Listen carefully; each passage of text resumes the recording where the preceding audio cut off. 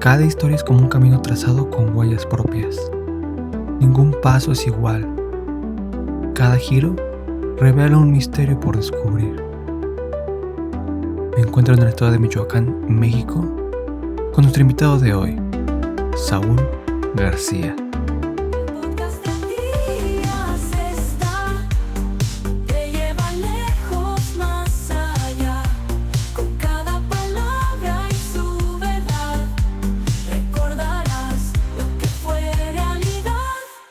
Saúl, ¿cómo estás? Gracias por aceptar esta invitación. Al contrario, gracias a ti por invitarme. Es todo un privilegio estar aquí. ¿Cómo estás? Fíjate que hoy amaneció un poco fresco aquí en Michoacán. Sí, es el clima. Ya se viene esta transición al otoño-invierno.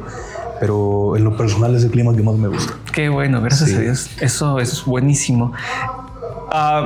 Algunas personas te conocemos, pero hay otras personas que no saben quién eres.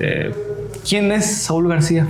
Bien, soy pastor en la iglesia Ebenezer. La comunidad se llama El Cerrito, está en el municipio de Guaniqueo, estado de Michoacán. Ajá. Y también pastoreo la misión se llama Colonia 20. La misión está en la comunidad que se llama Colonia 20 de Noviembre, se llama Betel. Ok. A grandes rasgos lo que hago. Muy bien. Ese es en el área ministerial. En el área ministerial. En el área normal, como persona, sí somos hijos de Dios. Claro. Sí somos cristianos, pero como personas, ¿quién es Saúl García? ¿Quién es Saúl García? Bien. En lo laboral me dedico a la siembra, a la agricultura. Sembro maíz, lenteja. También vendemos con mi hermano, compramos carros, los reparamos mecánica y estéticamente, luego los vendemos. Es como un hobby. Pensamos dedicarnos a futuro a eso. Estoy en estos meses por levantar un proyecto para vender carne. En lo demás, como hobby, me gusta mucho el ciclismo, me gusta caminar, el senderismo. Me considero una persona noble y trato de ser obediente, servicial. Me encanta hacer nuevos amigos, conocer personas. Claro. Me gusta leer la música clásica.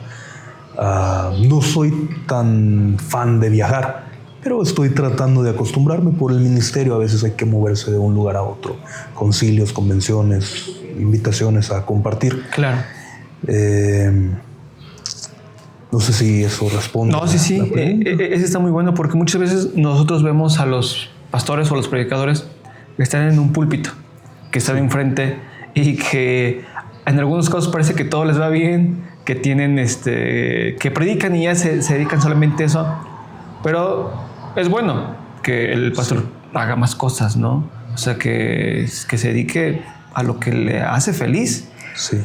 ¿Qué es más complicado sembrar? ¿La palabra de Dios en los corazones o sembrar la tierra? Creo que es más complicado sembrar la palabra de Dios en los corazones. Hay más oposición al respecto. Es lo que platicábamos antes de grabar. Cómo a veces traes décadas de mala formación, de malos conceptos sobre Dios, sobre la iglesia, sobre la Biblia, y cambiarlos en 2 años, congregándote los domingos, es muy difícil. Por otro lado, las tierras, en 1 año levantas todo tipo de cosechas en 1 hectárea. Entiendo. Sí. ¿Cada cuándo tienen culto en la iglesia? Y en la misión? Y en la misión, bien. Tenemos culto los días martes, es del departamento de damas, los días miércoles en la misión. Igual el miércoles se hace culto de niños, servicio infantil, pero ya un poco más tarde. Los jueves de oración. Teníamos los días viernes un culto de jóvenes, de momento se suspendió. Y los domingos a las 11 de la mañana, servicio dominical. ya nos comentaste que pastoreas, trabajas, haces muchas cosas muy importantes. Sí. En cuanto a los estudios, carrera de algo. Sí, bueno. Llegaremos a esa parte de un poquito del testimonio, pero contestando esta pregunta, estudié hasta la secundaria. Lo que pasa es que en la preparatoria me expulsaron. Ahorita muchas personas, como tú dices, me conocen. Sí. Y te ven pastoreando, tratando de ser lo más formal posible, llevándote bien. Pero eso no era lo que no fue toda mi vida. Yo estuve muy metido en las drogas. Al crearme en un ambiente de calle. Metido en las drogas, en los pleitos, en las pandillas, cosas así. Y me expulsaron de la preparatoria. Tiempo después me alcanzó el Señor, entré al Instituto Bíblico, egresado del Felipe Hernández Montoya. Al corto plazo, a mí me gustaría estudiar el ISUM, que es la licenciatura en Teología.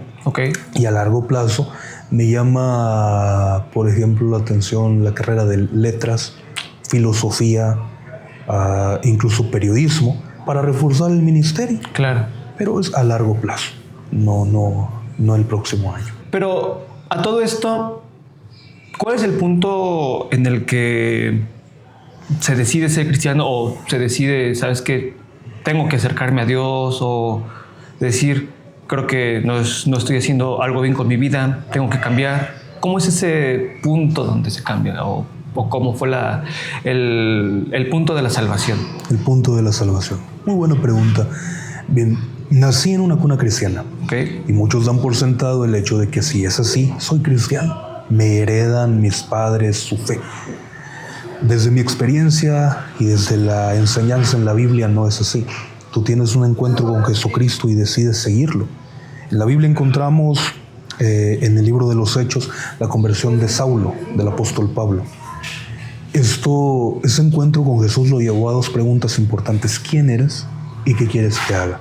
Yo creo que esas preguntas son cruciales cuando alguien se encuentra con Cristo. Preguntas, ¿quién eres? Y te das cuenta de la realidad de Jesús. La realidad de Jesús. Y luego su voluntad para con tu vida. Si entramos ya a lo del testimonio, bien, nací en una cuna cristiana. A la edad de 4 años mi mamá quedó viuda. Tuvimos que crecer en una situación muy dura en cuanto a economía.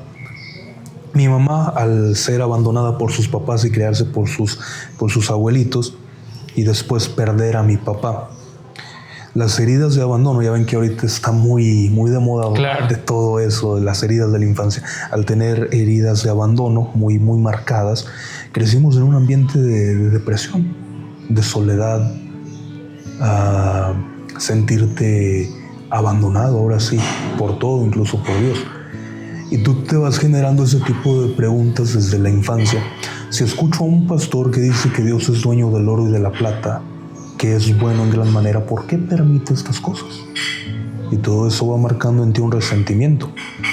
No lo externas, pero ahí lo tienes. Recuerdo, como estamos en un ambiente rural, ella sembraba un lotecito de 8 metros de fondo por 20 8 de frente por 20 de fondo, donde salía apenas maíz para las tortillas. Recuerdo haber crecido pues con muchas carencias, nunca con hambre, pero sí con muchas carencias. Ella trabajó un tiempo en la ciudad de Morelia, y cuando ella estaba trabajando, yo estaba cocinando, recuerdo, y me quemé la mitad de la cara con aceite caliente. Por eso mis cicatrices son estas dos. He tenido, ahorita llegaremos a eso, la oportunidad de corregirlos, pero es una forma que a mí me recuerda lo que Dios hizo conmigo. Es algo que me recuerda. Pero cuando llegué a mi adolescencia, entonces me rebelé. Le dije, ¿sabes qué, mamá? Yo no creo en el Dios que tú me has hablado toda tu vida. ¿Cómo un Dios así va a permitir que uno de niño sea abusado? Que crezcas sin papá, que no tengas dinero. Definitivamente no encaja conmigo, entonces me voy al mundo. Y una forma de escapar de mi realidad fue precisamente con las drogas. Mis zapatos estaban rotos Entonces me paraba en un charco y me mojaba todo. Claro. Y una forma de huir de esa realidad, recuerdo que estábamos en la calle y un grupo de amigos sacó de su mochila una guayaba agujerada. Yo nunca había visto algo así, tenía 13 años. Ajá. Le dije, ¿qué es eso? Me dices, marihuana, esto va a hacer que escapes de tu realidad. Era lo que yo quería, huir de mi realidad. La probé, me sentí a gusto. Mis pies se mojaban, pero yo estaba volando. Claro. Entre a eso, me metí mucho. Empecé con marihuana, después metanfetamina como cristal, cocaína, probé todo tipo de cosas. Y en la preparatoria recuerdo que estábamos en la etapa de exámenes extras, no, de todas las materias que tenía reprobadas. Claro. Y estaba en el baño. Entonces entró el director, nos encontró fumando marihuana a un compañero y a mí, nos expulsó. Metido en diferentes problemas en mi comunidad, en el Cerrito se llama. Ajá. Me acusaban de robo y procuraban matarnos, a mí y a 2 compañeros más. Nos fuimos a la ciudad de Morelia a emprender, pusimos una paletería en un centro comercial, no es muy concurrido, pero estuvimos tratando de empezar de nuevo. Yo seguí con las drogas y ahí pasó algo muy interesante, fíjate, la iglesia donde yo me congregaba, no voy a decir el nombre, pero la iglesia donde yo me congregaba, estando en Morelia, salíamos con los chavos de la iglesia. Ajá. A las canchas de fútbol rápido. Y recuerdo haberle dicho, saliendo de hecho de un servicio, ajá, yo tengo muchos vicios. Y fue precisamente platicando con jóvenes de la iglesia que ellos me conectaron con quien vendía marihuana allá en Morelia. Órale. Entonces eso, pues de momento no me sorprendió. Dije que bueno, ahora que conozco a Jesucristo, me doy cuenta de cuánto necesitamos como pastores conocer a nuestra congregación y los líderes de jóvenes acercarse a esos chicos, porque hay muchas cosas que ignoramos. Sí, porque todos pensamos que ya los chavos van a la iglesia y automáticamente ya cambian y dejan todo. Sí, todo está bien y no, están batallando. No digo que son pecadores y se van a ir al infierno y no tienen perdón de Dios, no. Son jóvenes que están batallando como tú y como yo lo estamos haciendo. Ellos con una cosa, nosotros con otra. Pero todos estamos batallando y necesitamos un mentor o alguien que nos esté liderando. Bueno, siguiendo con el testimonio, ajá, estando ahí en la ciudad de Morelia me empecé a meter más cosas, muchas más cosas. Yeah. Yo probé la metanfetamina, probé la cocaína, probé pastillas, solventes, todo tipo de cosas. Hasta que toqué fondo. Recuerdo robar, y lo digo con toda vergüenza, tuberías de cobre, de las que vivíamos en un fraccionamiento. Claro. Entonces se deja ver 50 centímetros de cobre en las instalaciones de agua, arrancarlas, ir por las casas solas y arrancar esos pedacitos de cobre para poder conseguir un poquito de droga. Claro. Toqué fondo y no se llenaba el vacío que tenía en mi corazón. No se llenaba. Tenía un mes inhalando cristal diario. El cristal tiene el efecto de que si tú estás borracho te quita la borrachera, no te deja dormir, no te deja comer. Tenía como un mes de diario. Recuerdo estar sentado en una casa, un ambiente muy deteriorado. Ambientes muy deteriorados. Ahí se ve, en lo más bajo puedes ver cosas que impactan y marcan tu vida. Por ejemplo, a una niña de 13 años en una orgía en la calle. Gente ofreciendo a sus hijas por una dosis. Wow. Es lo más bajo. Y ese era mi mundo, ese era mi ambiente. Creí que iba a morir ahí y aceptaba mi realidad. Claro. Recuerdo aquella tarde, tenía un mes sin bajar avión, como dicen los en ese ambiente, y empecé a sentir una opresión en mi pecho. Empezaba en mi lado izquierdo y abarcaba todo. Adormecida mi mano izquierda, un adormecimiento tipo helado, dolor en la mandíbula, sensación de estar sordo, mareo, dolor de cabeza muy fuerte. Entendí lo que era. Claro. Una sobredosis. No hay otra. Y era lo que pensé, esa es mi vida. Siempre he estado destinado a quedar tirado a la orilla de una carretera. Siempre ha sido así. Y cuando acepté eso, recuerdo haber discernido una voz. No la conocía, ahorita la conozco ya. Era la voz de Dios. Yo estaba a la orilla de la banqueta aceptando que ahí iba a morir y esa voz me dijo: ¿qué estás haciendo aquí? Y recuerdo que eso sacudió mi interior. Claro. Al tener toda una vida viendo a la iglesia, toda una infancia, tú conoces conceptos de Dios. Y me estoy muriendo. Y me dice: ¿sabes qué? Levántate, porque es tiempo de que conozcas mi misericordia. Me levanté, fui a mi casa, le pedí perdón, me reconcilié con él.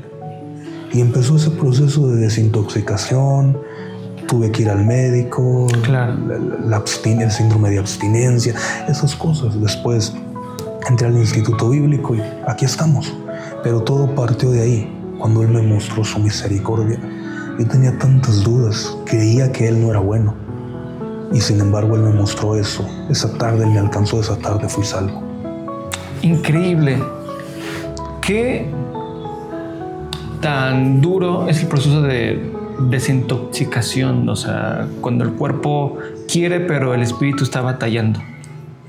Es bastante difícil. Se necesita un mentor, se necesita un consejero. Claro. En este caso fue mi familia y mi pastora, quienes estuvieron ahí y decir: ¿sabes qué? Tengo muchas ganas. Yo quiero drogarme, mi cuerpo me lo pide. Claro. Fuimos al médico, no fui a un anexo, sino fuimos al médico. Me empezó a dar ansiolíticos para quitar un poquito los efectos del síndrome de abstinencia, pero después te vuelves adicto al ansiolítico. Entonces fue un proceso muy largo. Yeah. Y ahorita me sirve la experiencia, porque adolescentes con los que tengo la oportunidad de trabajar les digo: no sabes hasta dónde te va a manchar la droga. Por un momento te quitas todos tus problemas y viajas, sales, escapas de la realidad que a lo mejor no te gusta, pero es algo que te va a arruinar la vida. Te va a arruinar la vida. Claro. Entonces, la ayuda de Dios, claro, la ayuda de Dios. Recuerdo cuando empezó este proceso de desintoxicación. Se pueden decir nombres de películas, ¿no? Claro, sí. Bien, salió la película Buscando a Dory. Okay. Era la película nueva. Entonces la compramos pirata, pero la veíamos. Y recuerdo que no entendía de qué trataba la película. O sea, mi cerebro estaba tan atrofiado que no era capaz de retener mucha información. Y la repetía una y otra vez porque no la entendía. La verdad no la entendía. Tenía dificultad para hilar pensamientos, para ser congruente en las palabras por el daño de la droga. Y de verdad que tuve que humillarme mucho delante de Dios y pedir perdón y decir: Señor, restaura mi mente, porque no soy capaz de aprender, de recordar, de entender una película siquiera. Pues bendito sea Dios por lo que Él hizo. Y muchos chavos que están en las iglesias, como dices, no saben lo que es el mundo como tal. Ajá. Y algunos juegan de decir: hoy sí busco de Dios, mañana no. Están como que con un pie en el mundo y un pie en Cristo. Sí. Pero en esa parte, pues tienen que afirmarse, porque el diablo lo que quiere es acabarlos, los quiere destruir. Qué bueno que tocas el tema del diablo. Mira, no quedamos en una fobia satánica. Claro. Como la que estuvo en su auge por allá del 2002, donde todo era satánico. No, pero creemos que existe. Bíblicamente el diablo existe. Y uno de los atributos que él tiene es la sutileza. Él es sutil. Él disfraza el veneno como algo dulce. Lo vemos en la tentación del hombre, de Eva. No le ofreció algo malo.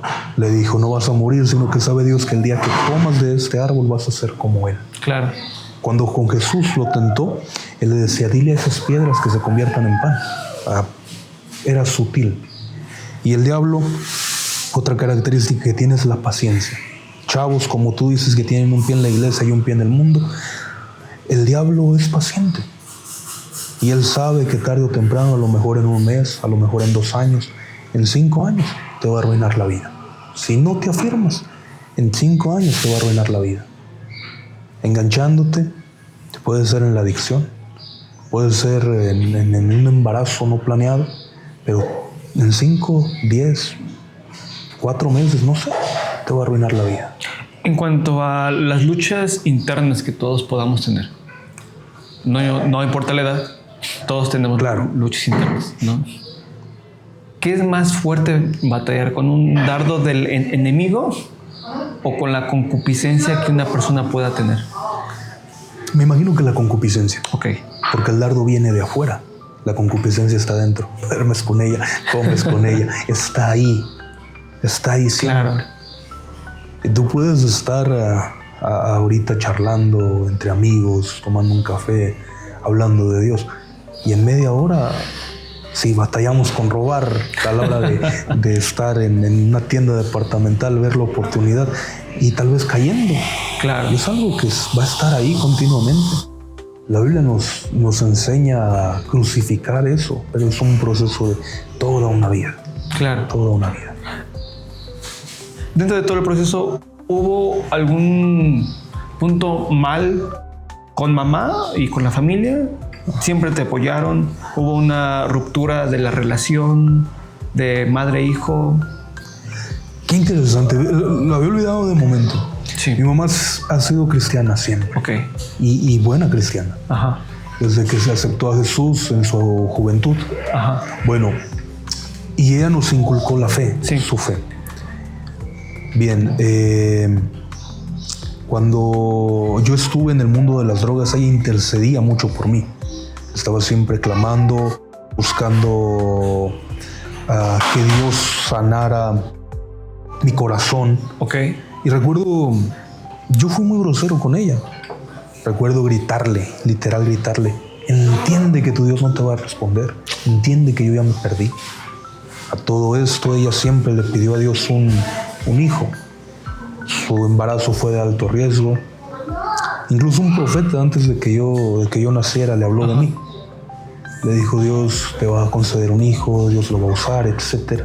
Ten cuidado porque el diablo lo va a querer arrebatar, hablando otra vez del diablo. Sí. Y ella siempre me remarcó eso desde mi infancia: Dios tiene planes contigo. Y eso era donde yo no entendía cómo Dios tiene planes conmigo y yo vivo en esta circunstancia. Y siempre le reclamé eso. La lastimé mucho, fui muy hiriente con ella. Ella siempre intercedió. Ella, acompañada de la pastora Mari, nuestra pastora, ajá, siempre estuvieron intercediendo. No me dio rienda suelta, simplemente me decía una y otra vez: deja eso, deja eso, deja eso. Y cuando finalmente me acerqué al Señor, recuerdo fuimos a un culto, vinieron misioneros de Estados Unidos. Recuerdo una joven, yo nunca la había visto en mi vida y ella tampoco, no nos topamos. Sí. Se acercó, puso su mano en mi pecho y empezó a darme palabra. Y me dice: ¿sabes qué? Estás vivo por las oraciones de una mujer. Wow. Yo veo que tú has buscado por tus acciones la muerte y que has estado al borde de la muerte. Y si estás vivo es por las oraciones de una mujer. Llama a mi mamá y dice: esa mujer es ella. No nos conocía. Esa vez Dios nos ministró muy bonito. Después tuvimos la oportunidad con mi mamá de pedirle perdón, de arreglar las cosas. Claro.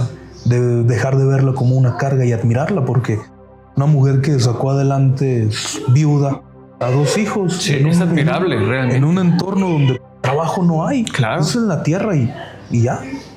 Entonces, se ha arreglado todo ahí en casa. Nuestra relación va muy bien ahorita, gracias a Dios. Gracias a Dios. Pero tuvimos que ver esa intervención. Eso es buenísimo porque muchos jóvenes tienen problemas en casa con sus papás. Papás, si no está, entonces es con mamá, de decir que los tienen hartos, pero si es una mujer de fe que está orando por sus hijos, quiere el bien por sus hijos. Claro. Dios escucha a las mujeres solas. Claro. Dios escucha a las madres solteras, a las viudas, porque Dios cuida de ellas. Claro. Y ¿En qué punto o cómo fue esa parte del llamado al pastorado? El llamado estaba implícito en esto que te decía en la profecía que recibió mi mamá cuando yo era un niño. Y siempre me dijo, tú vas a servir a Dios, tú vas a servir a Dios, eres un siervo de Dios, no se te olvide. Cuando Él me salvó, cuando empecé a ganar un poco más de congruencia en mis pensamientos, en este proceso de desintoxicación, decidí entrar al Instituto Bíblico. ¿Fue una decisión propia? Fue una decisión propia, sí. Fue una decisión propia. En ese transcurso nos cambiamos de la ciudad de Morelia a nuestro pueblo de origen, a nuestro pueblo natal, al Cerrito. Dejamos la ciudad y nos regresamos al pueblo. La pastora Marisalto nos apoyó mucho.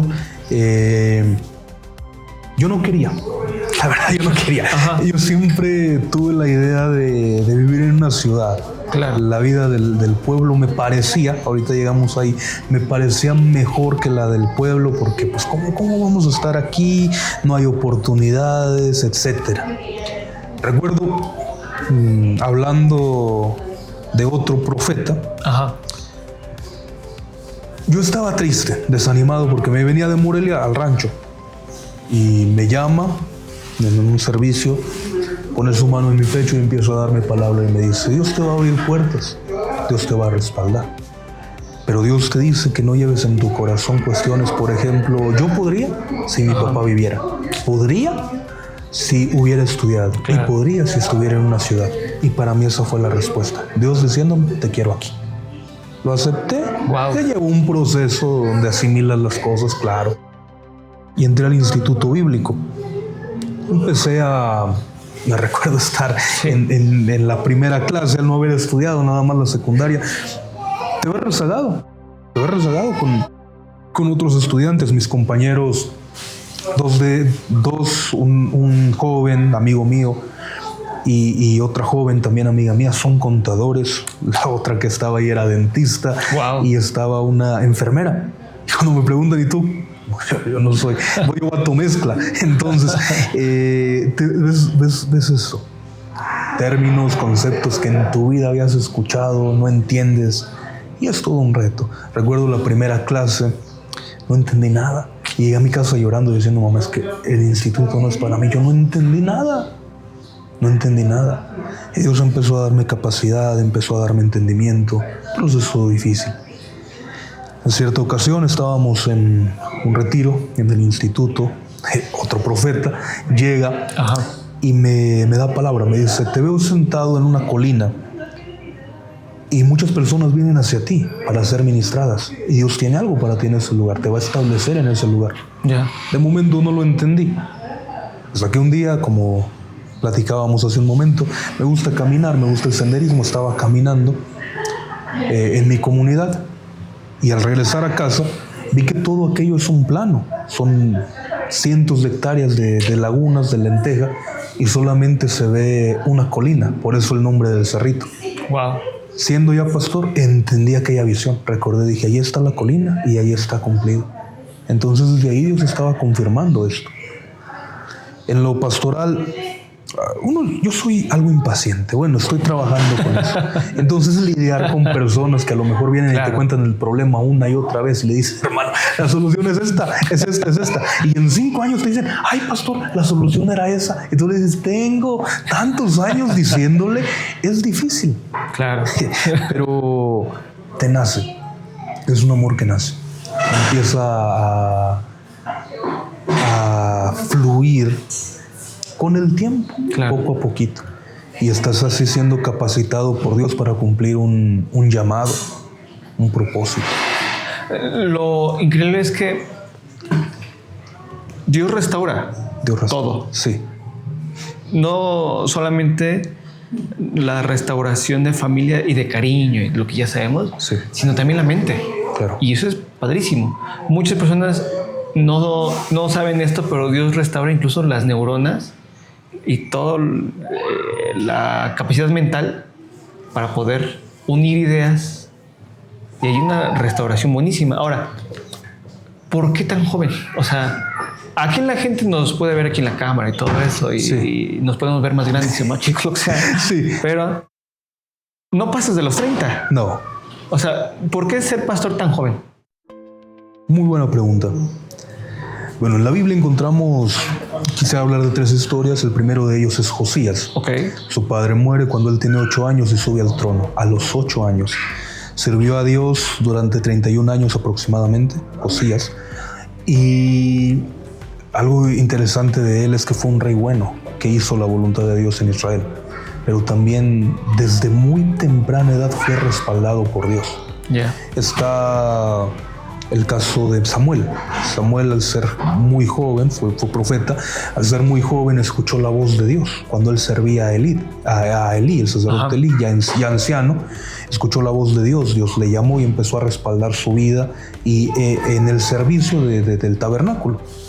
Y está también el caso de Timoteo, que era pastor. De acuerdo a lo que Pablo le escribe en 1 y 2 a Timoteo, él era joven.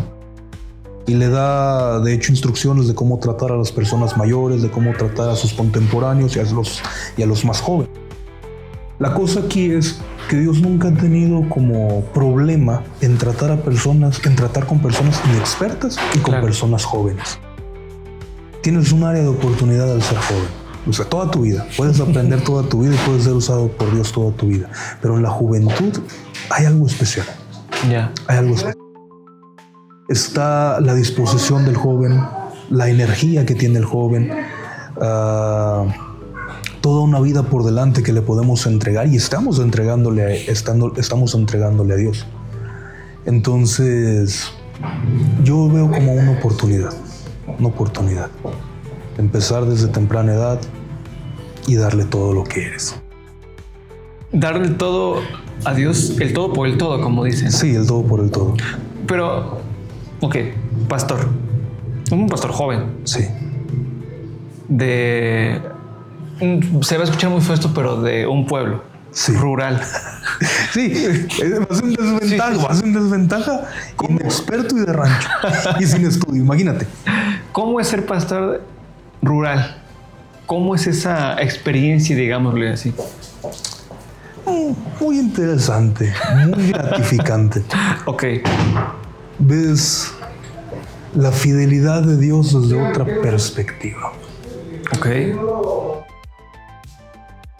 Sin denigrar a nadie. Pero el nivel de educación de un general, de un hombre de campo a un hombre de ciudad, el nivel de educación es inferior, muy inferior. Ok. Muy poca gente tiene carrera. Muy poca gente va más allá de la preparatoria en nuestras comunidades. Bueno, es educación que se aprende de escuela, más no de educación de buenos modales y todo eso. No, educación de buenos modales no, nada. Pero es la fidelidad de Dios desde otra perspectiva. En las oraciones, el clamor más débil. Hablando de gramática, aunque esa oración no esté estructurada, no sea ni siquiera congruente, cuando va dirigida al Dios vivo, es escuchada y atendida. La Biblia dice, claman los justos y Jehová oye. Y yo he escuchado a gente decir una oración corta, mi Señor, socórrame. Claro. Y a Dios socorrerle. Ver a Dios contestarle a ingenieros, a doctores y a gente que a duras penas cursó la primaria, que a duras penas y con garabato sabe escribir su nombre. Otra cosa más, en Jesús encontramos un ejemplo. Jesús, quien fue el medio por el que Dios creó todas las cosas, y luego se encarnó, siendo rico, como dice el apóstol Pablo en Filipenses, se vistió de pobre, enseñó de una manera tan simple a hombres de campo. Claro. Misterios como el reino de los cielos. Gente que sabía perfectamente lo que se entendía, lo que significa un sembrador. El reino de los cielos es como un sembrador. Y parte de la semilla cayó en buena tierra, parte de la semilla entre espinos, parte de la semilla junto al camino. Un misterio tan profundo lo simplificaba para ello. Creo que eso es una lección para nosotros los maestros. Hay muchos, porque es un privilegio enseñar. Claro. Pero hay muchos que, dicho coloquialmente, pierden el piso. Y no vemos el ejemplo del mejor maestro de todos, Jesucristo. Él dijo, aprende de mí que soy manso y humilde de corazón. Él estuvo entre gente sencilla. De hecho, hay un libro muy interesante de Horton, de Stanley Horton. Okay. Se llama Se hizo hombre. estudia el contexto donde Jesús predicó, y él sugiere la posibilidad de que Jesucristo fue huérfano, porque José, si vemos los evangelios, aparece en la infancia y después ya no está. Y Jesús, al ser el mayor, tuvo la responsabilidad de sacar adelante a su familia hasta los 31 años, que fue cuando empezó su ministerio. Entonces era un hombre que trabajaba la carpintería, que tenía sus manos, claro, si nos vamos a la evidencia de Horton, rasposas por trabajar la madera, que estuvo entre gente pobre, en casas humildes, enseñándole a pescadores. Sí, claro, llegó ante reyes, llegó ante sacerdotes, gente letrada, pero tuvo la capacidad de enseñarle a todos. Entonces, en el campo, en el entorno rural, esto es algo que el pastor debe tener muy presente. Pedirle a Dios la capacidad de hablar, de sentarte a charlar con una persona que tiene licenciaturas, maestrías, incluso doctorados, y poderle explicar, hacerte entender. Claro. Y platicar con gente que a duras penas fue a la escuela y también te entiendan. Es un reto. Sí, es un gran reto que se debe de alcanzar el objetivo de alcanzar almas. En cuanto a la parte de las almas, ¿cómo se alcanzan almas en una zona rural? Luego, muchas veces las personas que venimos de una ciudad tienen una forma. Claro. Cada ciudad es diferente, pero en una comunidad rural, ¿cómo se evangeliza o cómo se alcanzan a las almas? Me he dado cuenta que nuestras campañas son los funerales. Ok. Porque acá en el rancho se muere una persona y acompaña a todo el pueblo. Claro. Hace pocos meses falleció una hermana de ahí de la iglesia y tuvimos ahí, hicimos el culto fúnebre en el templo. Estaba lleno y había incluso personas conocidas en el pueblo por ser católicos de hueso colorado, escuchando los cantos, escuchando el sermón con atención. Es una de las formas, pero creo que la más eficaz es el testimonio. Ya. Como somos un pueblo de apenas 100, 150 personas, todos nos conocemos. Y cuando hay una enfermedad, todos sabemos que fulano de tal, en tal casa está enfermo, tiene tal o cual dolencia, y se da mucho visitarlos. Eso va de cajón, visitar enfermos. Y hemos tenido la oportunidad de ministrarlos en su último momento. Creo firmemente que fueron salvos por las salvaciones del Señor. Desafortunadamente, lo hicieron al final de sus días, una semana antes de morir, un mes antes de morir. Y entonces, eso es lo que frena un poquito el crecimiento en cuanto a números dentro de la comunidad, dentro de la iglesia. Platicábamos hace un momento que hemos tenido experiencia con jóvenes que se acercan y sus papás de repente les dicen: ¿sabes qué? Aquí somos pobres y la única herencia que te podemos dejar es la fe. Aquí tú crees en la Virgen de Guadalupe y te vas a morir con eso. No te vas a ir a meter con los aleluyos. Wow. Bueno, eso es en la parte de pastorear y de evangelizar, pero muchas veces las personas dicen que vas a la batalla y lo que el Espíritu te dé. Ya estudiaste tú un instituto bíblico, pero ¿vale la pena estudiar un instituto bíblico incluso siendo o trabajar en una zona rural? Definitivamente vale la pena. Todo ministro hace una labor docente. Llámalo evangelista, misionero, profeta, pastor, maestro. Van a enseñar. Vamos a enseñar. Sí. Y enseñamos la Biblia.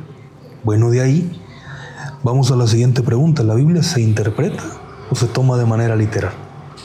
Bueno, por experiencia, por lo que la historia nos enseña, podemos deducir que se interpreta. Y ahí viene la siguiente pregunta. ¿Cuál es tu escuela de interpretación? En Asambleas de Dios, creo que tenemos una escuela excelente que es histórico y gramático. En la escuela de interpretación histórico-gramático tú ves el contexto y entiendes, por ejemplo, esto. Enseñanza de Jesús. Es más fácil que entre un camello por el ojo de una aguja que un rico en el reino de los cielos. Si tú eres de escuela literal, los ricos no se salvan. Exactamente. Pero si tú vas a lo histórico, a lo gramático, te das cuenta a quién lo dijo, dónde lo dijo, por qué lo dijo. y que las ciudades de aquel entonces eran amuralladas para evitar saqueos. Tenían un portón muy grande y un pórtico pequeño que se llamaba Ojo de Aguja. Cuando el pórtico estaba cerrado y los comerciantes entraban, para que un camello entrara por el Ojo de la Aguja tenía que desprenderse de toda la carga y prácticamente arrastrarse el camello. Wow. Y eso lo aprendes en un instituto bíblico, no te da la escuela. Cómo interpretar la Biblia con este método histórico-gramático, y entiendes muchas cosas. Un caso que me llama la atención, el de Filipo, la carta a los filipenses. En el contexto, el apóstol Pablo estaba preso. Lo interesante de la iglesia, le escribe a una segunda generación de cristianos. Y también esta segunda generación de cristianos estaban ahora empobrecidos. La primera habían sido mineros, sus padres tenían minas de oro muy prósperas y se habían acabado. Entonces por eso les habla con esta consolación. Les dice, si Jesús se desprendió siendo rico, se desprendió de todo y se vistió de pobre, se hizo obediente, nosotros también hay que hacerlo. Aprendamos a regocijarnos, aprendamos a contestar, a contentarnos, no te afanes por nada. Y cuando ves el contexto entiendes por qué les está diciendo. Estaban afligidos en gran manera por haber perdido todo eso.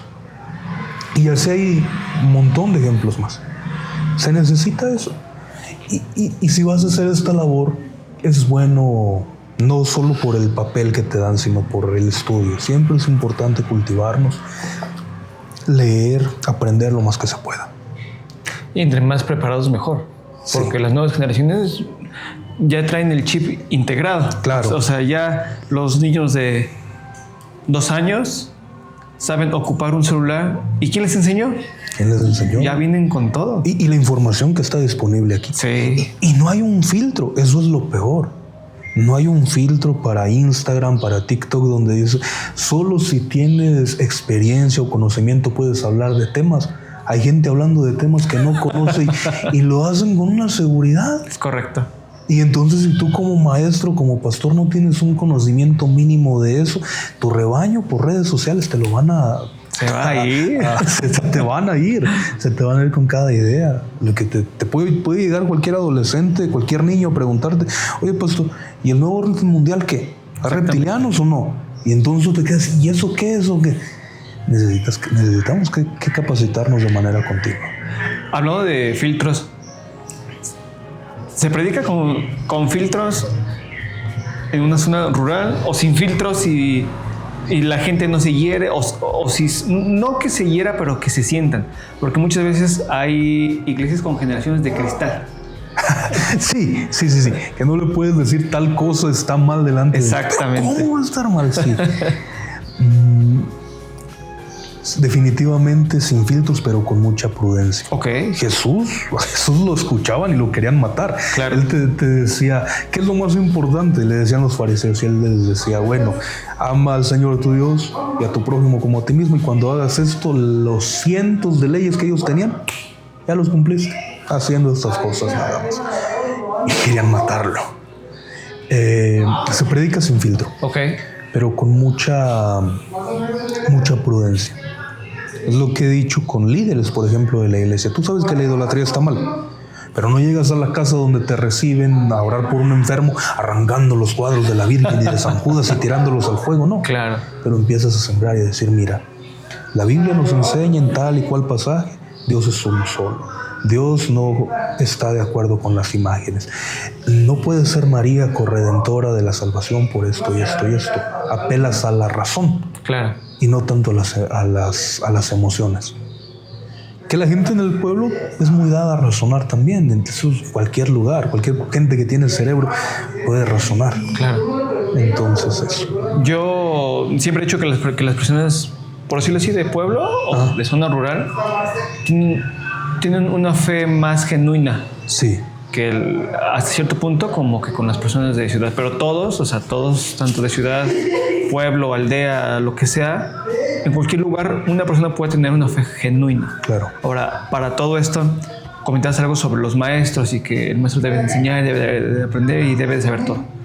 ¿Actualmente tienes un mentor o alguien que te ayuda en las dudas o en las circunstancias complicadas de la vida? Todos necesitamos un mentor. La ventaja de ahorita es que podemos consultar autores, podemos consultar predicadores, como platicábamos hace un rato, aunque no estemos ahí, podemos escucharlo desde cualquier parte, claro. Cualquier parte. Y como de esos hay muchos. Mis autores favoritos, Lee Strobel es uno de mis autores favoritos. Spurgeon, un gran predicador, incluso ya falleció. Y todavía sus libros nos siguen enseñando. Sus predicaciones que están en YouTube nos siguen enseñando. Pero gente con la que puedes sentarte y tomar un café es también indispensable. Sí es bueno consultar autores, sí es bueno escuchar podcasts, predicaciones, talleres de Itiel Arroyo, de Dante Gebel, etc. Claro. Pero tener a alguien con quien tomarte un café, estar en intimidad y que pueda aconsejarte es buenísimo. En ese aspecto, tengo dos personas que han impactado mi vida: la pastora Mari Salto y el pastor Rodrigo Arrieta. Rodrigo Arrieta en su tiempo fue superintendente del distrito Bajío, en el que estamos ahorita, y director del Instituto Bíblico. Él me llamó desde muy joven. Ya. Recuerdo estar en esa junta de alumnos y maestros y llegar con una playera roja, con una gorra de los Chicago Bulls y unos tenis fosforescentes al Instituto Bíblico, y gente así con su camisa, con sus sacos formales. Claro. Y yo ahí destacado entre todos esos por lo malo. Y me llama, me dice, ven. Sí. Me dice, vístete bien, yo no te quiero así. La gente, Dios ve el corazón, claro. La gente ve tus fachas y te van a empezar a tratar mal. Eres figura, eres pastor, independientemente de dónde estás. Y empecé a agarrar sus consejos. Empecé a tomar sus consejos. Recuerdo que fui aquella ocasión a acompañar a una pastora, a otra de mis mentoras, la presbítera María Luisa, que también me ha ayudado muchísimo. Fui al tianguis con ellos a la ciudad de Morelia. Yo no tenía para un traje. Y encima de un montón de ropa veo un saco y le pregunto al hombre, ¿cuánto cuesta? 5 pesos. Y con 100 pesos me hice mi colección de trajes para el primer y segundo año del Instituto Bíblico. Wow. Después pues ya llegaremos a cómo Dios ha suplido. Claro. Pero si no tienes un mentor, si no tienes alguien que te esté diciendo, es más difícil. Me impresiona la vida de este pastor, de Rodrigo Arrieta, porque él creció, él es originario de Tepito, vino de allá a pastorear en la ciudad de Morelia. Órale. Y él nos cuenta en su testimonio cómo se crió entre las drogas, entre un ambiente feo, donde pues, no tienes capacidad de desarrollarte, de crecer, estás toda tu vida estancado. Y él le pidió mucho a Dios, Señor, ayúdame a desarrollarme, a no seguir a lo mejor lo que otros de mi familia o de mi entorno siguen, a no aspirar a lo que mi entorno sugiere que voy a aspirar. Escucharlo para él era como tomar aire y verlo enfrente y decir, sí se puede. Yo que vengo de un contexto así, decir, yo puedo aspirar más, a ser un borrachín que está en la esquina del pueblo y literalmente tomando todos los días. Puedo aspirar a más, claro, que ser un padre irresponsable que golpea a su esposa, que abandona a sus hijos. Puedo aspirar a más que eso. Por Cristo Jesús lo puedo hacer. Y sentarme a platicar con estos hombres y mujeres de Dios es una bendición. Es como un alivio. ¿Es muy importante tener amistades cristianas? ¿O solamente así como que el pastor y ya? ¿O influye mucho con quien te rodeas? Claro, definitivamente. Porque ellos son reflejo de lo que consumes. Ya. Y si estás toda tu vida consumiendo cosas negativas, un día vas a producir lo mismo. Escuché un podcast hace un par de meses de David Tipol, donde decía él un consejo de su abuelo: si en una mesa hay tres personas criticonas, tú eres el cuarto, no tengas duda de eso. Si en esta mesa vemos 5, estás con 5 borrachines, tarde o temprano tú vas a ser el sexto. Claro. Que no te quede duda. Y si estás con 4 sabios, tarde o temprano tú vas a ser el quinto. Entonces influye tanto con quién te juntas. Por ejemplo, en la parte de iglesia y de las personas con quién se junta y todo lo que ya mencionaste, Si una iglesia es legalista y un muchacho quiere ser diferente, ¿debe de salirse de su iglesia? ¿O para cambiar esa parte debe de salir? Porque cambiar todo una iglesia legalista es difícil. Muy difícil. Muy complicado. Pero ¿se vale salirse de la iglesia para cambiar y ser mejor? Es una pregunta, muy buena pregunta, muy interesante. No todos van a estar de acuerdo con lo que voy a decir. Claro. Pero yo creo que si tú quieres desarrollarte, en cumplir la voluntad de Dios para ti, sí debes abandonar ciertos ambientes tóxicos y nocivos. Desafortunadamente, hay congregaciones que entran en la descripción de tóxica y nociva para un crecimiento. ¡Wow! Legalistas está mal, porque, bueno, decimos en un momento y que no se malentienda, sí influye con quién te juntas, pero eso no significa meternos a una burbuja y no pelar a los de afuera. Claro. Jesús comía con los adúlteros, Jesús comía con las personas así. Pero si estás en un lugar legalista, definitivamente va a dañar tu fe y tu percepción de las personas. Se entiende por legalista gente que, bueno, por acá se ve mucho. No usas el color rojo porque es el diablo. Órale. Y ya te vas a eso toda tu vida. Una, pues, falda arrastrando. No te cortes del pelo así, porque espantas a Dios, etcétera. Entonces, para cumplir el propósito de Dios en nuestra vida, y especialmente en esta generación que ha cambiado tanto y que está tan necesitada de Dios, y desarrollar como siervo de Dios en medio de estos tiempos, sí es importante ver dónde te vas a cultivar. Es muy importante. ¿Trabajas y eres pastor? Sí.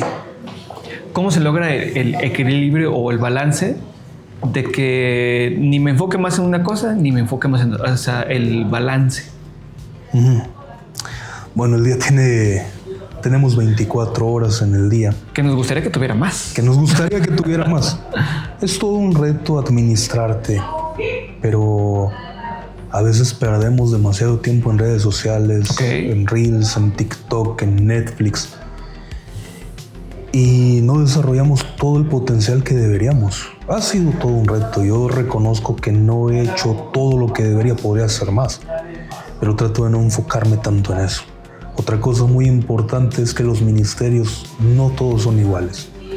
Como decía un profeta, Elías García, cuando estaba predicándonos en el Instituto Bíblico, tienes que preguntarle a Dios si tu ministerio es de tiempo completo o de medio tiempo. En otras palabras, si tengo que estar de lleno en la iglesia o puedo tener un negocio. ¿Qué es lo ideal?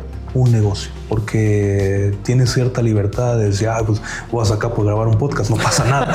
o voy a predicar 3-4 días en una ciudad o voy a una campaña y no pasa nada. Claro. Debes preguntarle a Dios y considerar la necesidad de la iglesia.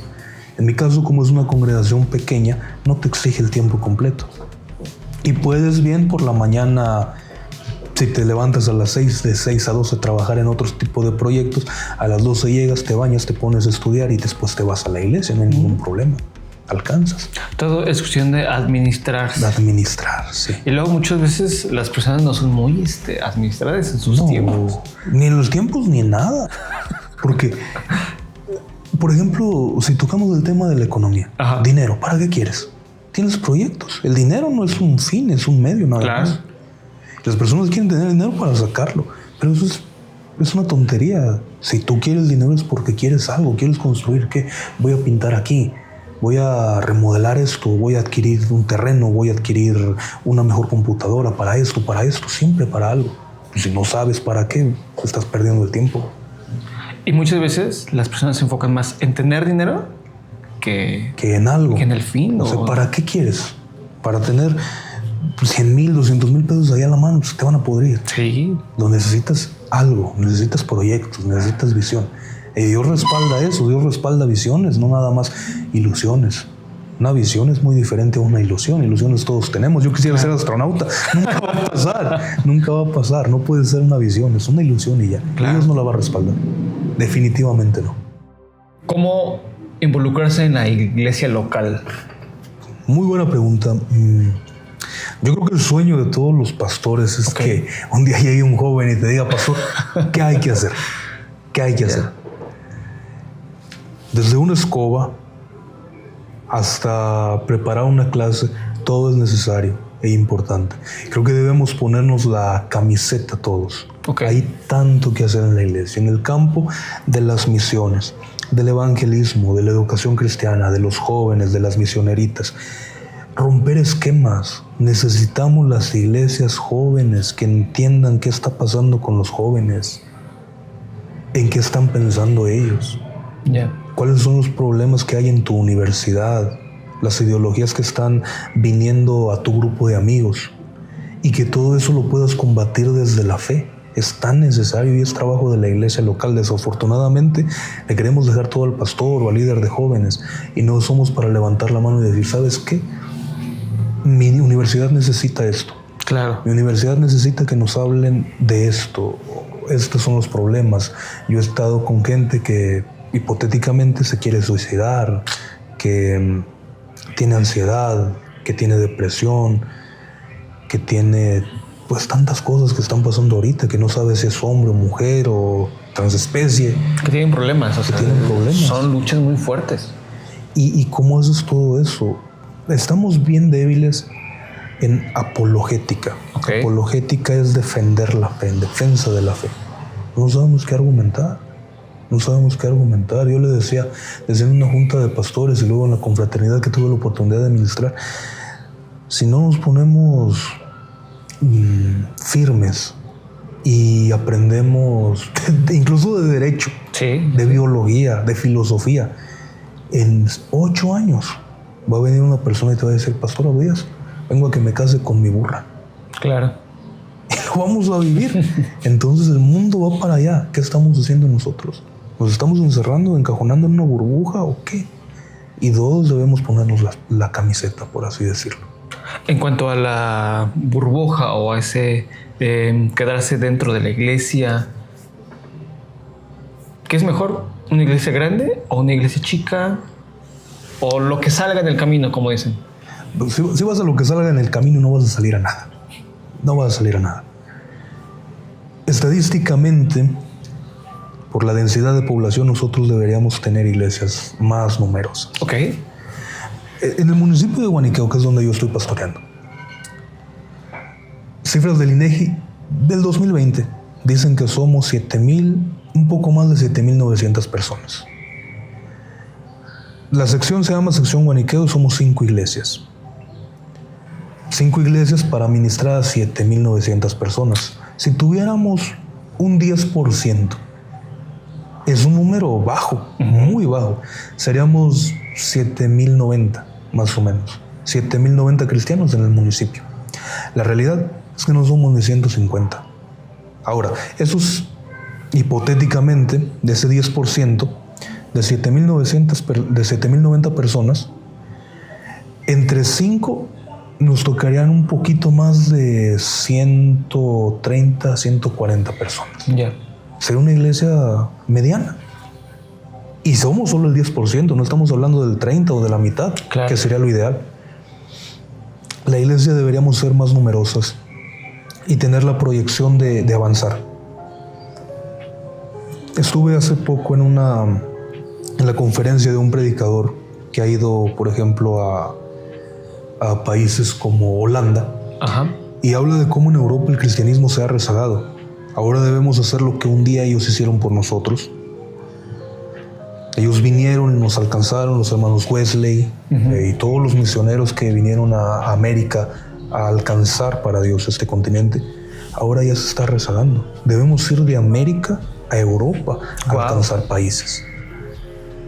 ¿Y cómo se logra esto? Con una iglesia comprometida, con una iglesia numerosa, que no necesariamente voy yo, pero aporto, ayudo, estoy firme, con apoyo económico, con oraciones, enseñando, etc. Es el problema que nos conformamos muy fácil, que nos conformamos. nos enfocamos más en engrandecer nosotros, engrandecer nuestro nombre que en engrandecer el nombre de Jesucristo. Claro. Se trata al final de cuentas de Él y es para Él que se trabaja. Tenemos la idea de que Dios va a añadir y va a traer, dicho coloquialmente, de la gamarra a la gente, y no es así. Nosotros tenemos que ir y ensuciarnos las manos para alcanzarlos. No queremos hacerlo. Por eso la iglesia se rezaga y somos minoría cuando deberíamos ser más. Por ejemplo, me viene a la mente, estamos en una era digital. Claro. Y hablando de la parte de alcanzar, ¿la tecnología nos podría ayudar o cómo se involucra la tecnología en una iglesia rural? ¿Serviría también para evangelizar y alcanzar? Claro. Los celulares son un éxito. El internet es un éxito. Están en todos los rincones y te hablan de lo que necesitas, de lo que tú quieres. El algoritmo de TikTok es muy bueno. Si como cristianos desarrolláramos algo así, no, hombre, otra cosa sería. Porque si tú eres fan de los carros, claro, te salen carros. Un McLaren, un Camaro, te sale la historia de Ferrari, de Bugatti, etc. Si eres fan de los caballos, te sale este es un Frisian, este es cuarto de milla, este es Andaluza, Palusa, etc. Si te gusta la tecnología, ya salió el iPhone 16, esto es lo que trae. Lo que a ti te gusta es lo que te ofrece el celular. Y está desde la ciudad más grande hasta la comunidad más pequeña. Voy a Morelia, al centro comercial, y todas las personas están así. Vamos a mi rancho, a donde se juntan, y todos están así. Si nosotros, con la ayuda de Dios, llegáramos a todo eso, podríamos impactar más. Ahora, se pega más un reel que un sermón. Se pega más un reel que un texto. Wow. En la comunidad, donde sea. Y necesitamos jóvenes que, como hablábamos hace un momento, rompan esquemas y diga, ¿sabes qué? Yo soy evangelista, pero mi forma de evangelizar es haciendo reels. Desafortunadamente, si somos muy religiosos, muy cuadrados, no le vamos a ir encima. Le vamos a decir, no, eso es del diablo, ¿cómo vas a usar esto? ¿Cómo vas a usar aquello? Dios puede usar. Claro. Dios puede usarlo. Se necesita eso. Yo creo que deberíamos trabajar, y sobre todo es más dado a los jóvenes, en esto, crear contenido. Porque hablando otra vez a los filtros, no hay filtro. Hay gente, influencers, que están hablando de Dios y de la Biblia y no tienen ni idea de lo que están haciendo. El problema no es ese, el problema es que tienen miles de personas que lo escuchan y creen esa mentira. ¿Y dónde estamos nosotros? Cierto. Hace poco se viralizó, hace como 2 años, un corto de Navidad de Disney. Y se podía ver por algunos segundos la imagen que decía "Te amamos, Satán". Es una realidad, lo puedes investigar. Y a mí me daba celo, claro, porque decía, mira, estos hombres se levantan y dicen sus razones, ¿y dónde estamos nosotros? ¿Quién se levanta para decir esto es lo que Dios dice, esto es lo que Dios quiere? ¿Quién se levanta para decir la sabiduría está disponible para todo ser humano? ¿Quién se está levantando de nosotros a contrarrestar lo que estamos viendo? Es impresionante ver cómo las personas no tienen miedo ni filtro en decir, ay, pues ahora yo soy un caballo y me identifico como un pony y estoy orgulloso. Y nuestros jóvenes tienen miedo de decir que han nacido de nuevo. El orgullo que nosotros estamos presentando por el cristianismo es nulo en comparación con otras cosas. Claro. Y las redes sociales, la tecnología, es una herramienta que estamos desaprovechando, un campo que no estamos explotando. En los dos panoramas, ¿cómo ves la iglesia de aquí a 5 o 10 años? En la parte de que si no se sigue haciendo nada, y en la parte de que si se llega a hacer algún cambio, ¿cómo ves el panorama más o menos? Bien, mira, estamos rezagados. Ok. En mi contexto estamos rezagados. De acuerdo a toda cifra, rezagados. Bien, si seguimos así, nuestras congregaciones, que son de personas de 40 años en adelante, en 10 años van a tener 50, van a estar, perdonen la expresión, más amañados, van a estar más cansados, van a tener menos tiempo, menos disposición, y la iglesia va a estar al borde de la última generación de cristianos. Wow. Si no hacemos algo. Al contrario, si despertamos, creo que podemos alcanzar a esta nueva generación. generación que es impresionante lo que pueden lograr. Y yo platico con la iglesia, con los jóvenes, con los adultos, y les digo, ¿saben qué? ¿Sabes qué necesitamos, Ebenezer? Necesitamos que de aquí se levante un ingeniero que modifique la lenteja, por ejemplo, que resuelva los problemas que hay en la agronomía, en el campo. Un cristiano que lo haga. Claro. Porque a veces nosotros pensamos que lo único que puedo hacer para el Señor es salir a la calle con un megáfono. Y en realidad no. Yo puedo para el Señor modificar la semilla que está en decadencia y resolver el problema de un valle entero. Y con eso glorificar a Dios. Necesitamos que alguien se levante. A mí me encantan los carros, es uno de mis hobbies. Que alguien de nuestras iglesias se levante y diseñe una nueva transmisión, un nuevo motor, un vehículo más eficiente, más confiable. Gente que se levante e influye en las redes sociales, incluso presidentes, políticos que hayan salido de nuestras iglesias. Es labor de todos y se trata de ponernos la camiseta. Si nos ponemos eso, en 10 años yo veo la iglesia impactando a la sociedad. Veo a un empresario que en una entrevista dice, yo le debo todo esto a mi fe, a que soy cristiano. A alguien que desarrolla un nuevo celular, una nueva cámara y que le da la gloria a Dios. Claro. Que resuelve los problemas del campo, de su comunidad y le da la gloria a Dios. Eso debe ser.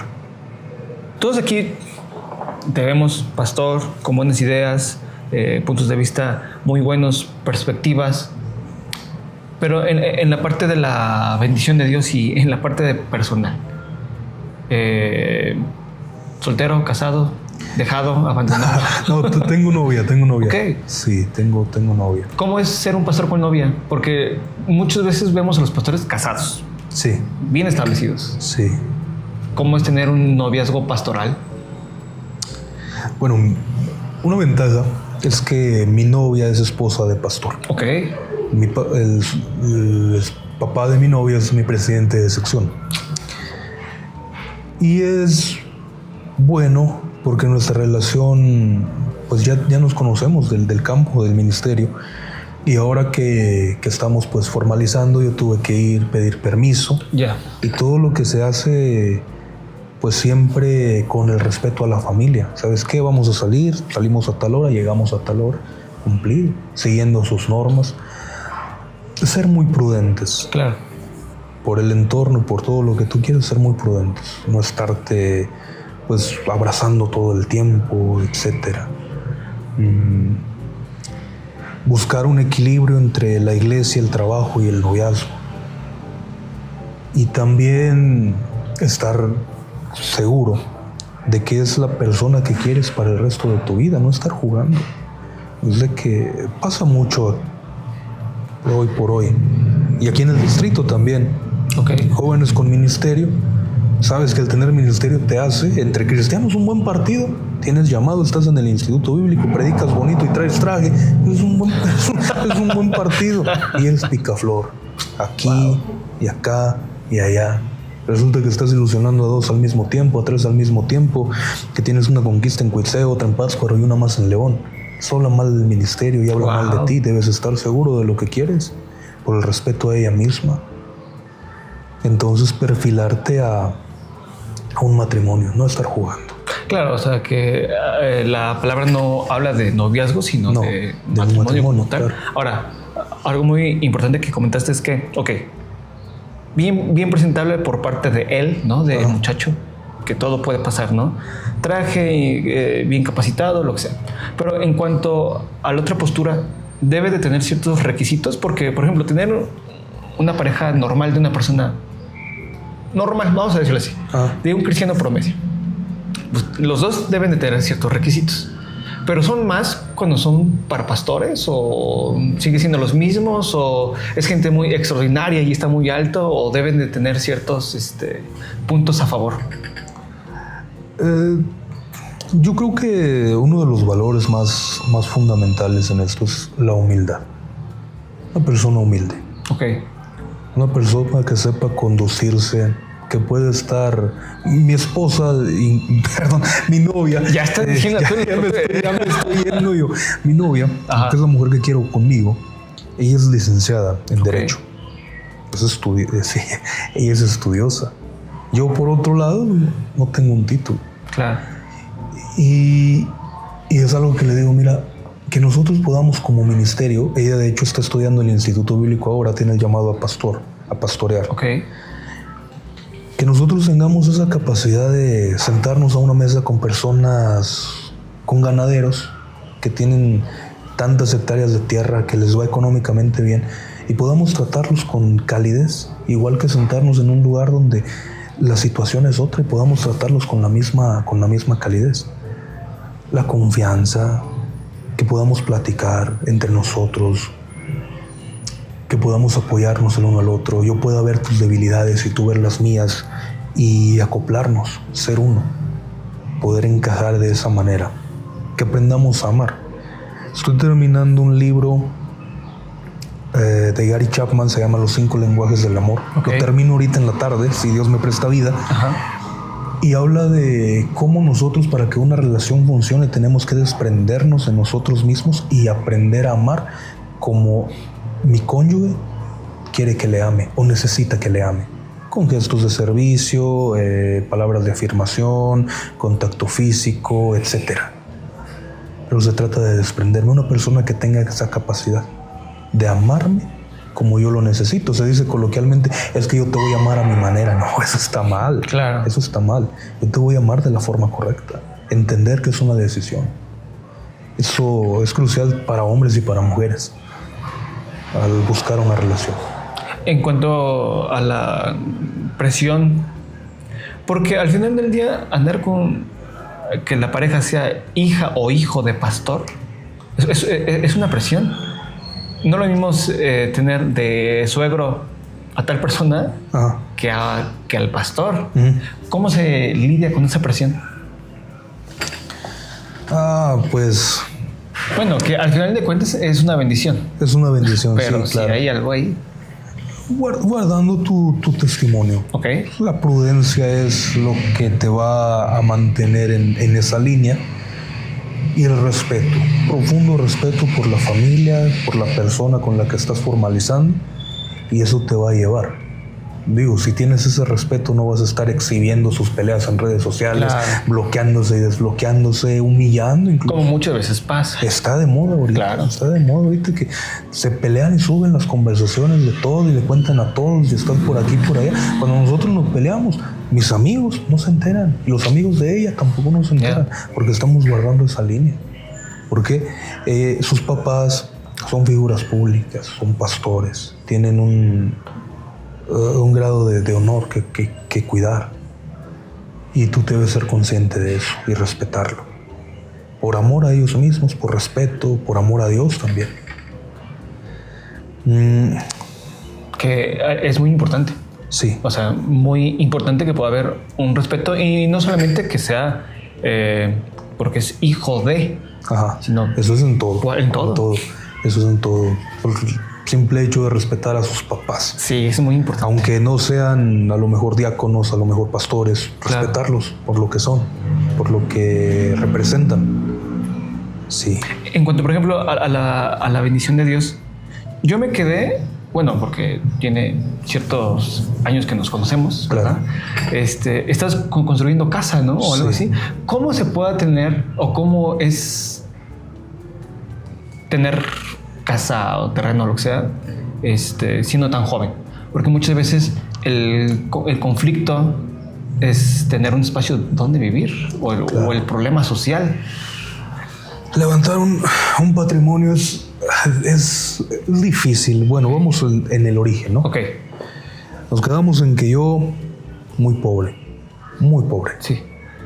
Al grado de levantar dulces de la calle para darle la segunda pasada. Hoy por hoy, en el 2024, no sé qué pasa después. En 2024, mi situación es diferente. Muchos en mi comunidad piensan que yo tengo dinero y que me va bien, o sea, de claro, comprar en la tienda en la segunda, pues a lo mejor en Tommy o un Calvin Klein, algo así. Claro. Que en realidad eso no te quita o te resta valor. El valor debe estar adentro. Bien, Dios fue el que abrió las puertas. Dios fue el que abrió la puerta, fue a partir de una herencia. Ok.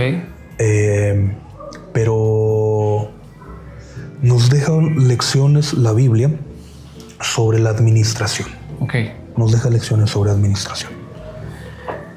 El primero de ellos está en la historia de José. José le enseñó a Faraón a vivir por debajo de tus posibilidades.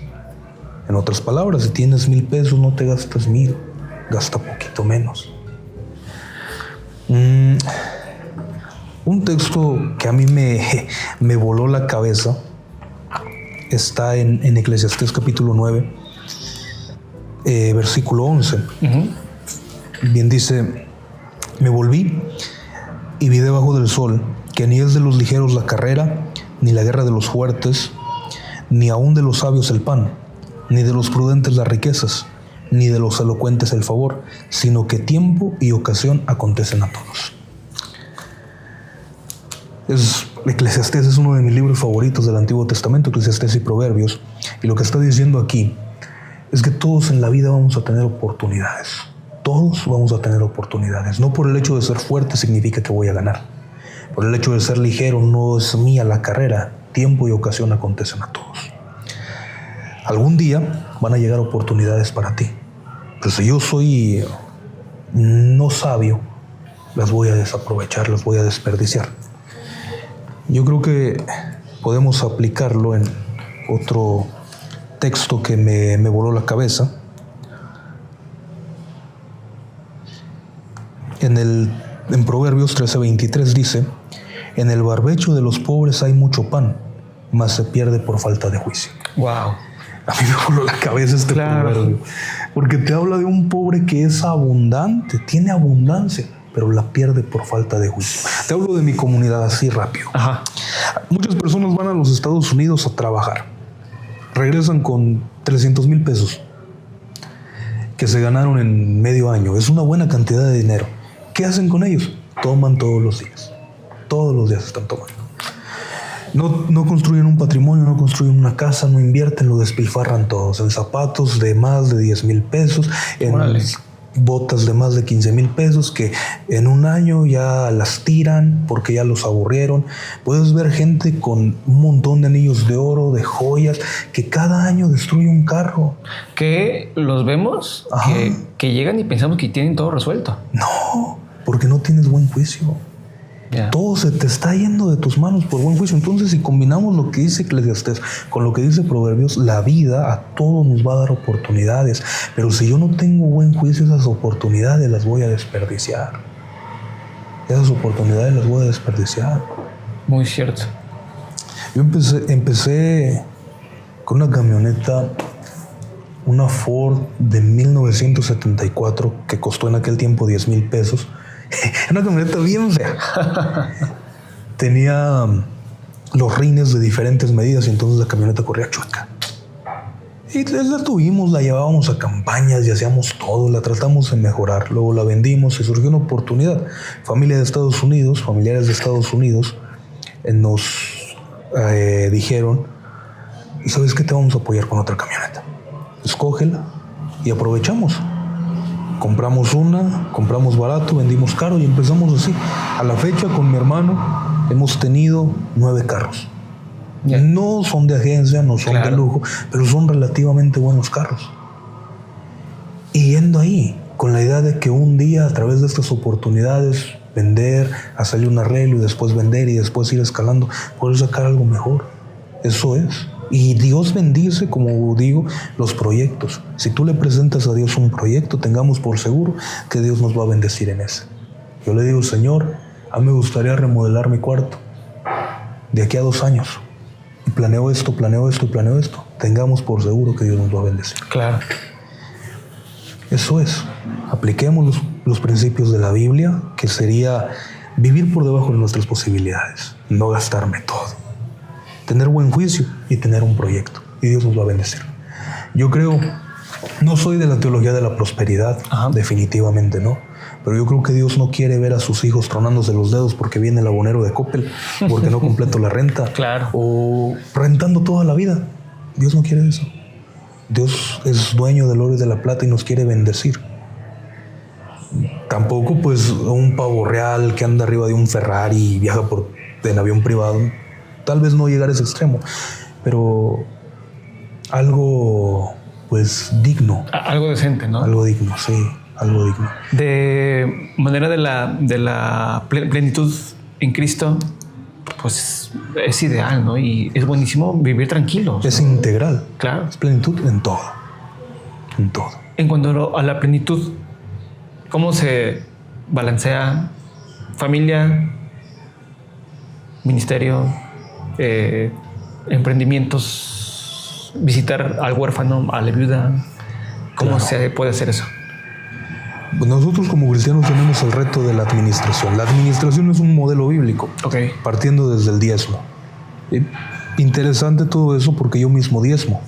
Y algunos dicen, no, los pastores son ladrones y viven del diezmo, esto, aquello. No, pero yo sí mismo diezmas. Yo mismo como pastor diezmo cada día 20 del mes deposito y hago llegar mi diezmo a la administradora del distrito. Ya. Fielmente. Y desde ahí tú tienes esa responsabilidad de que te resta un 90% que tienes que administrar. Claro. Duermes un promedio de 8 horas, te quedan 16. Si el día tiene 24, le restas 8, te quedan 16. 16 horas, ¿dónde? 2 horas de lectura son buenas. Una visita no puede durar más de 40 minutos. Eso no es chisme. Vas, oye, ¿cómo estás? Esto, aquello. Claro. 40 minutos, listo. En una congregación de 30 miembros. En un día, en una semana visitas a todos. Con 30 minutos, 40 minutos. Y no es de siempre. No es de siempre, porque no siempre hay problemas. No siempre hay asuntos que atender. Por otro lado, no todos los días predicas, no todos los días haces sermones. Hay días de oración. No necesitas un sermón para el día de oración. Y tienes tardes libres, donde puedes levantar, donde puedes construir, donde puedes hacer cosas. La idea es no quedarte cruzado de brazos toda la vida. Esperando que las cosas lleguen solas, ¿no? No van a llegar. Si te quedas esperando que las cosas lleguen solas, es muy difícil que pase. Claro. Es muy difícil que llegue.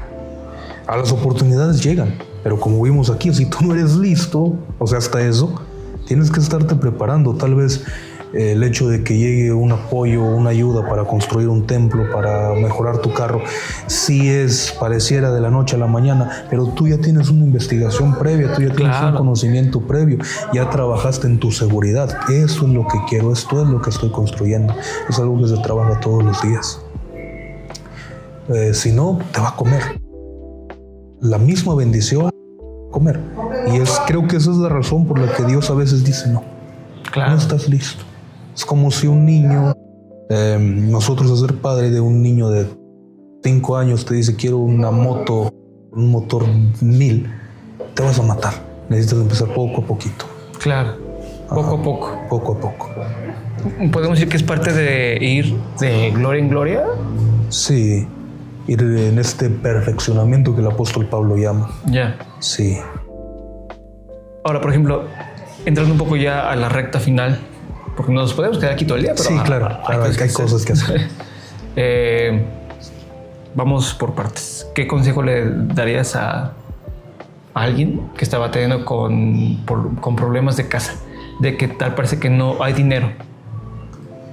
Bien. Buena pregunta. En Proverbios dice, no aparté la cita. Proverbios es uno de mis libros favoritos junto con Eclesiastés y Salmos. Ok. Bueno, no lo voy a buscar, pero dice, la prosperidad de los necios los echará a perder. Y esto a mí me voló la cabeza porque no es que Dios no quiera prosperarte. Es que a veces si Dios te prospera, tu necedad te va a echar a perder. Wow. Y podemos decir a Abdías, ¿sabes qué? Yo no soy necio. Abdías, yo no soy necio. Hasta que voy a leer Proverbios y me doy a la tarea de enlistar las características de un necio, me doy cuenta cuán necio soy. Yo no sabía que era necio, hasta que fui a Proverbios a leer y me encontré con características que pareciera que me estaban describiendo. Dije, Señor, esta es la razón por la que no me has bendecido. Esta es la razón por la que no me has prosperado, porque en mi corazón hay necedad. Otra cosa. Ajá. ¿Para qué? ¿Para qué quieres? ¿Cuál es la razón? A Dios no lo espantas si le dices, Dios, me gustaría una casa. No lo espantas. Desafortunadamente a veces no sé lo que yo quiero. Dios no tiene problemas en bendecirte para un auto, pero desafortunadamente yo no sé lo que quiero. O a veces le pido para una cosa y cuando tengo, le digo, Señor, necesito un carro, y de un día te llegan 30,000 pesos y te lo gastas en otra cosa. Y Dios dice, bueno, ahí estaba a lo mejor la primera parte. No un enganche, pero lo debes de ahorrar. Y la humildad. Ser humilde. Si no hay humildad, la bendición, bueno, porque de hecho característica del necio es la altivez. Si no hay humildad, la bendición te va a comer y te va a hacer daño. Ahora, por ejemplo, en cuanto a una mujer sola, a una mujer que sola entre comillas, porque si es hija de Dios, pues Dios está con ella, definitivamente. Pero ¿qué le dirías a aquella mujer o padres solteros? Porque ahí también se sufre de las dos formas. Sí. ¿Qué le dirías a esas personas que se levantan todos los días tempranísimo a luchar por sus familias? Van por el buen camino. Van por el buen camino, a seguir luchando, a seguir avanzando. Hay una frase muy popular ahorita, el pobre es pobre porque quiere. Bueno, yo creo que no. Claro. No todos pueden ser millonarios, pero sí todos podemos progresar. Es diferente ser millonario que progresar. Yo se los pongo a la gente del rancho así. Yo tengo 3 gallinas. Nací con 3 gallinas. Me voy a morir con 8. Progresar. Claro. Tener esa mentalidad de progreso. No se trata de declarar o de decretar. Se trata de ser un poco más sabio, un poco más administrado. De que a lo mejor no puedo pagar un traje nuevo, pero puedo ir a la segunda a buscarme uno y ahorrar. Puedo emprender en pasteles, puedo emprender vendiendo gazpachos, puedo emprender vendiendo tamales, puedo entender que va a costar, voy a tener que a manera de escalera ir subiendo. Claro. Dios te va a respaldar en eso. El trabajo Dios lo respalda siempre. Las oportunidades a su tiempo van a venir. Yo tengo que buscar la manera de ser sabio y estar preparado en entendimiento, en sabiduría, en disposición para aprovechar la oportunidad.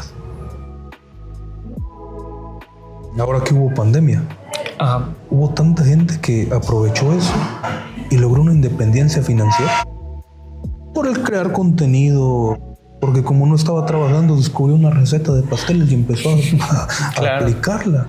Hay tantos testimonios de eso.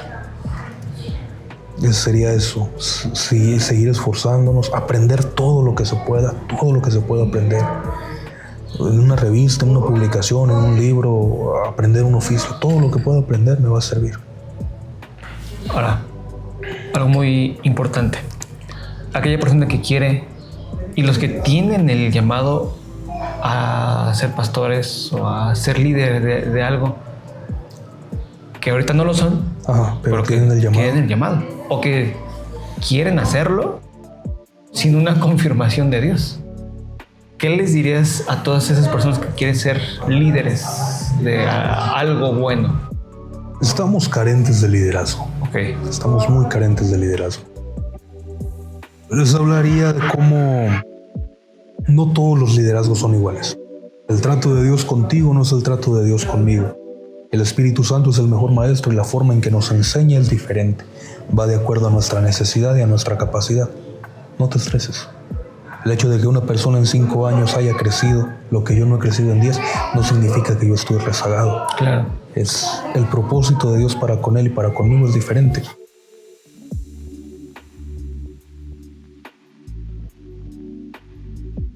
A veces nos presionamos demasiado por querer tener un ministerio como el de Cash Luna, como el de Dante Gebel, el viajar por todas las naciones.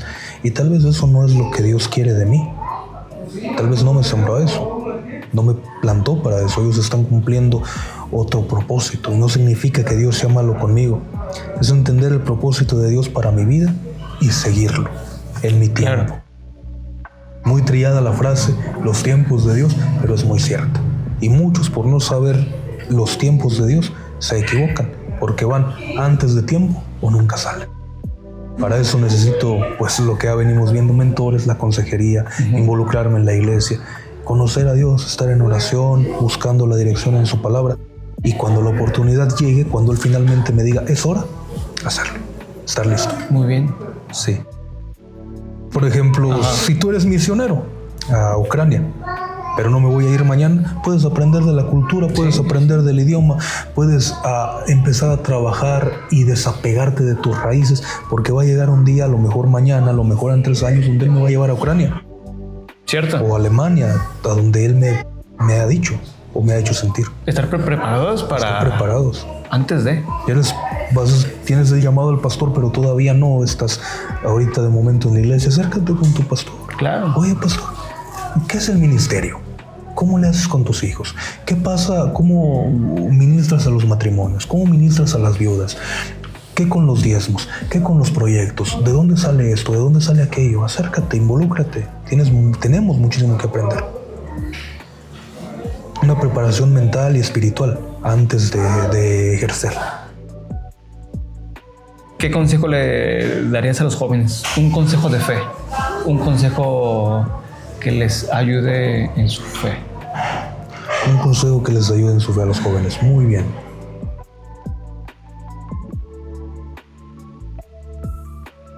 Pues muy buena pregunta. De tantos que hay. Ajá. De tantos que hay.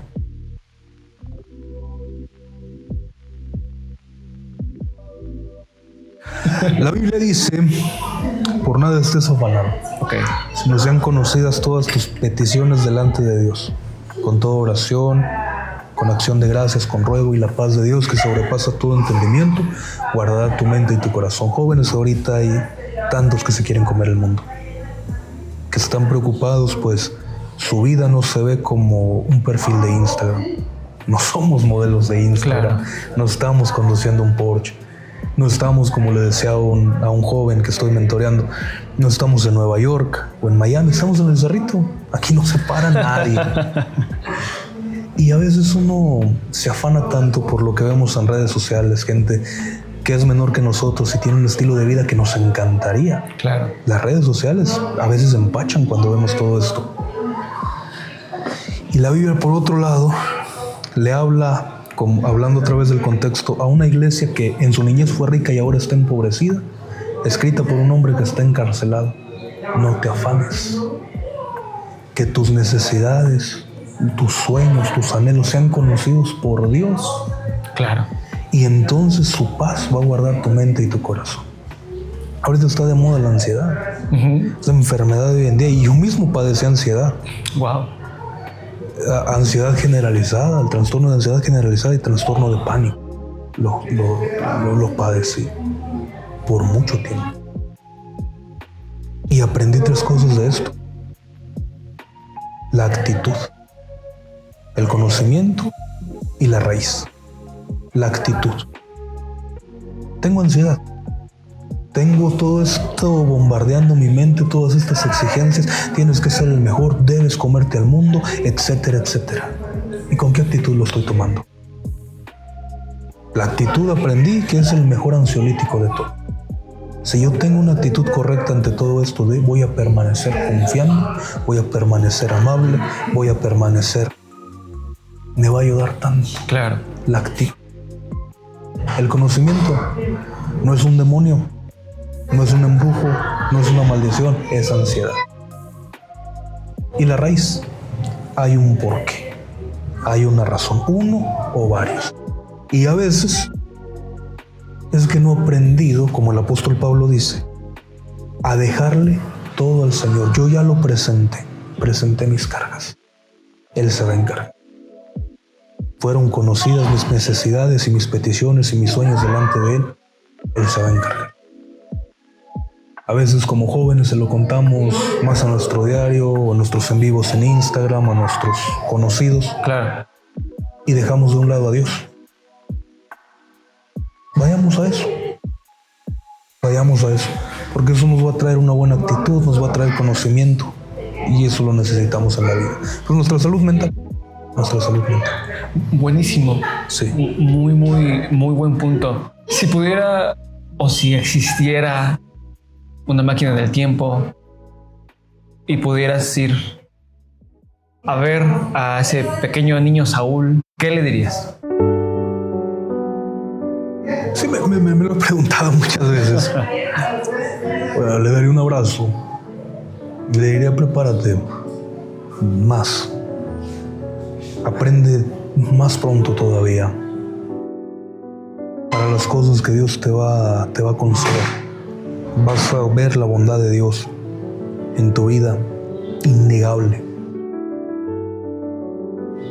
No te anticipes. Por tu salud mental, no te anticipes. Se dice que de las 100% de las cosas que imaginamos o nos preocupan, 90% nunca van a pasar.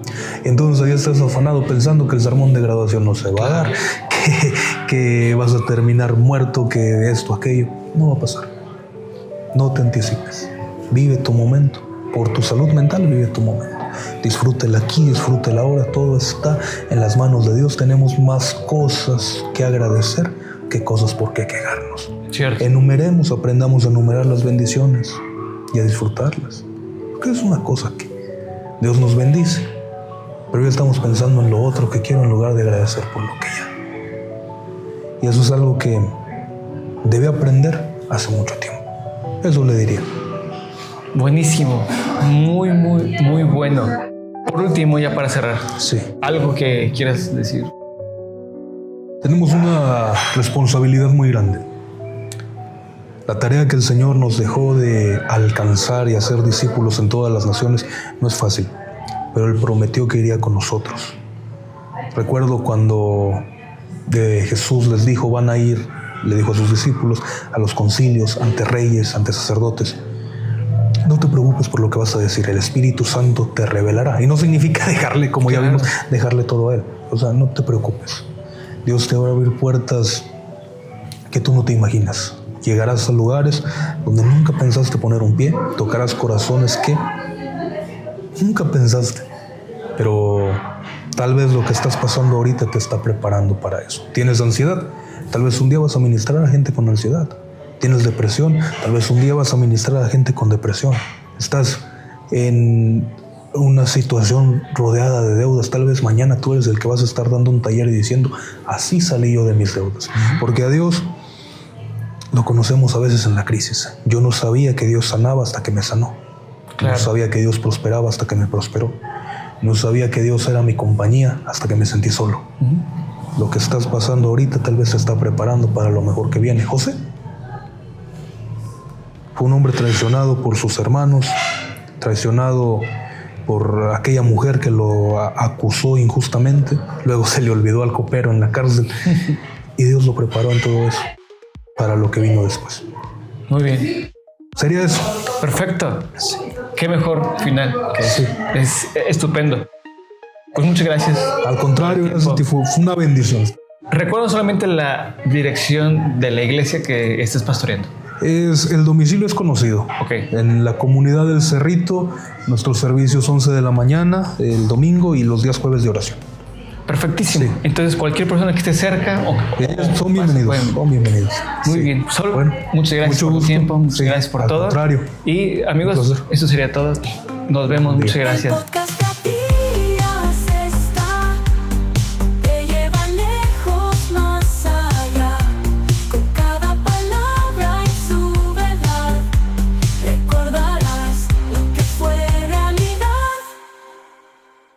Agradecemos a Don Apetit de Zacapu, Michoacán, por brindarnos sus instalaciones y apoyarnos en hacer realidad este episodio.